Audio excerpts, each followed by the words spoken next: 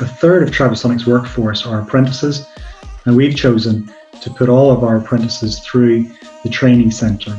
We've chosen the training centre because of the quality of teaching and learning, but also because of the strong leadership and the clear vision that the training centre has to develop skills across the Sheffield City region. Polypipe like an apprentice that's enthusiastic, willing to learn, the desire to work out how things tick. You know, what were their hobbies growing up? Were they interested in mechanics? Were they intrigued by how things were built up? When we look for an apprentice, we're generally looking for someone who's intelligent, hardworking and motivated, but also teachable.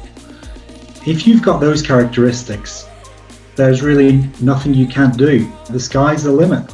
Apprentices, when they first start, they are petrified. They've come straight out of school into a working environment, and it's a scary thought and a scary place. But we try and create a supportive environment, make them feel at home, make them feel like part of the family, so they're at ease, and over time confidence grows. The people that excel at Mason and Pinders and Polypipe tend to communicate well with each other.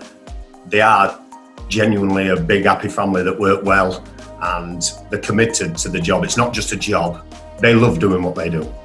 There is an industry that is crying out for a new generation of skilled workforce, and I think that apprentices fill that gap.